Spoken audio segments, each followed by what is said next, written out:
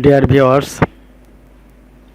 আপনারা যারা দেশ ও দেশের বাইরে থেকে ভিডিওটি দেখছেন, ক্ষুদ্র কৃষি চ্যানেলের পক্ষ থেকে আপনাদের সুস্বাস্থ্য ও মঙ্গল কামনা করে শুরু করছি ভিডিওটি।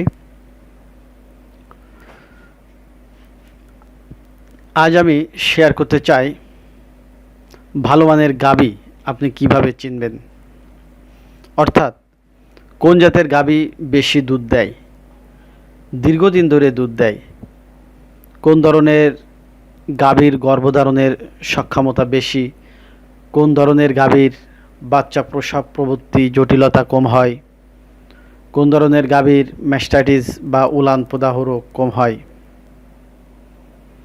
ডেয়ারি ফার্মের লাভ নির্ভর করে যে কয়টি প্রক্রিয়ার উপর। তার মধ্যে অন্যতম প্রধান প্রক্রিয়া হচ্ছে গাভী নির্বাচন।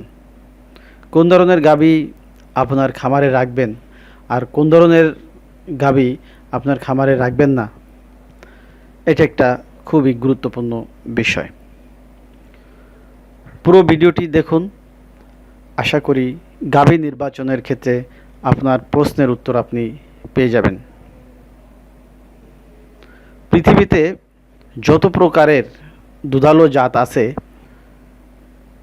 তার মধ্যে বেশি দুধ উৎপাদনকারী গাভী হচ্ছে হলস্টেইন ফ্রিজিয়ান। এই জাতের গাভীর উৎপত্তি স্থান হল্যান্ডের ফ্রিজল্যান্ড প্রদেশে। হল্যান্ডের ভাষায় এদেরকে ফ্রিজিয়ান বলা হয়। প্রথমে আমি হলস্টেইন ফ্রিজিয়ান জাতের গাভীর বৈশিষ্ট্যগুলো আলোচনা করছি। হলস্টেইন ফ্রিজিয়ান গাভীর মেরুদণ্ড সোজা হবে, কুজ বা সুট অনুন্নত, অর্থাৎ মেরুদণ্ডের সাথে মিশে যাবে।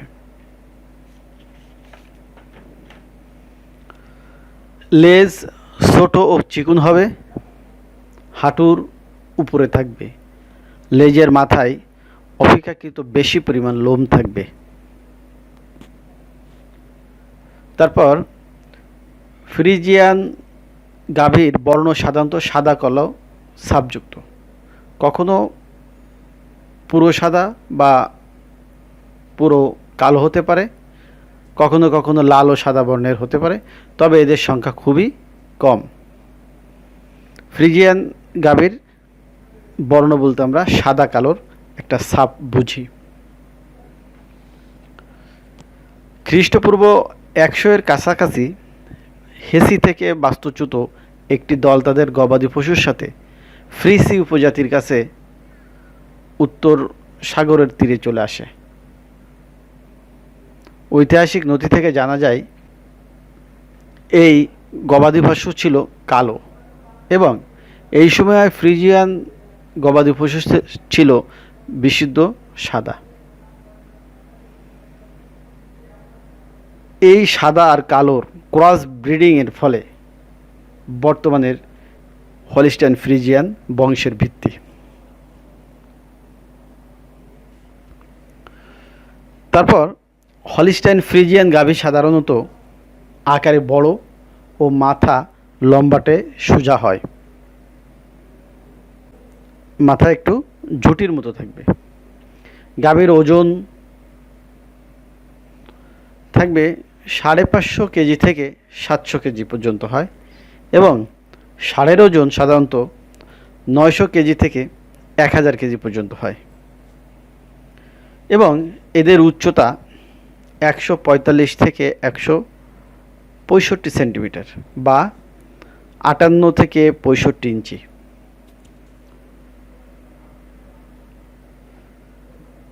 এদের জিহ্বা খুর সাধারণত সাদা রঙের হয়।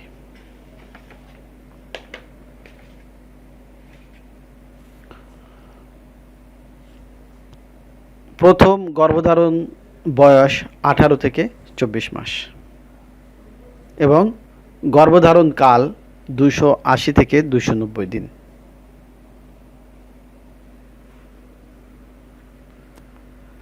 অন্যান্য বৈশিষ্ট্যের মধ্যে রয়েছে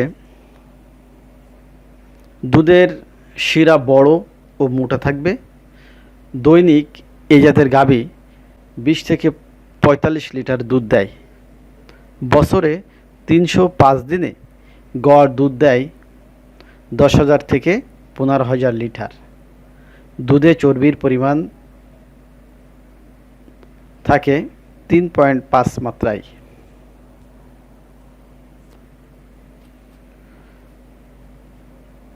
তারপর এদের শরীর বেশ পুষ্ট, সামনের অংশটা সরু কিন্তু পিছনের অংশ ভারী, এবং এদের উলান গ্রন্থিটা বেশ বড়। আমি ছবিতে দেখানোর চেষ্টা করছি। জন্মের সময় বাছুরের ওজন গড়ে 40 থেকে 45 কেজি পর্যন্ত হয়। আর একটা প্রধান বৈশিষ্ট্য হচ্ছে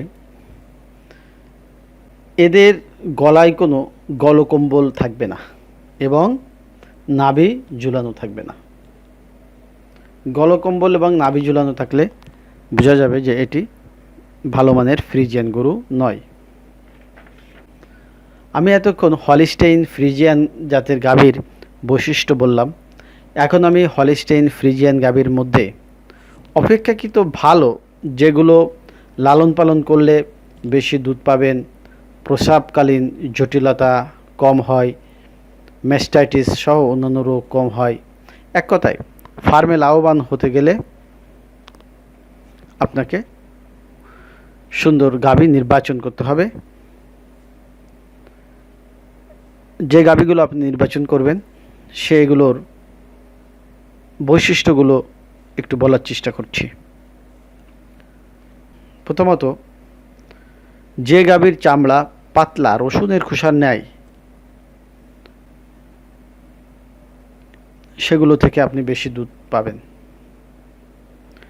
পিছনের বোন দুটোর গ্যাপ যত বেশি হবে মান তত বেশি হবে, অর্থাৎ পিছনের দুই পায়ের মধ্যবর্তী স্থান প্রশস্ত হতে হবে,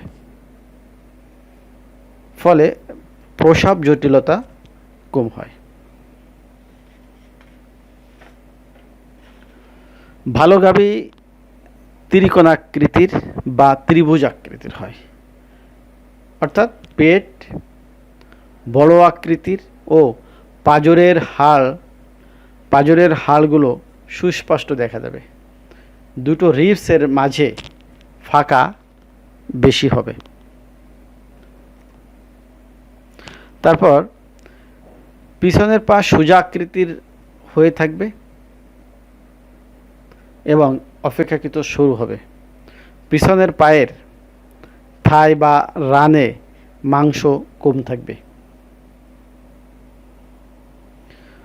ভালো গাভীর আরও যে বৈশিষ্ট্য থাকবে সেটি হচ্ছে গাভীর শরীরের পিছনের দিকের হিপ বোন সবসময় পিন বোন থেকে উপরে থাকবে। যদি এমন না হয় তাহলে সে গাভী থেকে পর্যাপ্ত দুধ পাওয়া যাবে না। এছাড়া এ ধরনের গাভীর বাচ্চা হওয়ার সময় নানা ধরনের সমস্যা হতে পারে। গাভীর উলানের বাটগুলো সমান হতে হবে, তাহলে বেশি পরিমাণ দুধ পাওয়া যাবে। যদি সামনের দুটো বাট বড় হয় তাহলে আরও বেশি ভালো, তবে এই ধরনের গাভী বাংলাদেশে খুব কম সংখ্যক আছে। তারপর গাভীর পায়ের খুর যদি একটা আরেকটা থেকে সামনের দিকে এগিয়ে যায় তাহলে সেই গাভী ডেয়ারি খামারে না রাখাই ভালো। এসব গাভীর ম্যাস্টাইটিস বা উলান প্রদাহ হওয়ার সম্ভাবনা বেশি থাকে। যেসব গাভীর খুর যত খাড়া থাকবে সেই গাভী তত ভালো।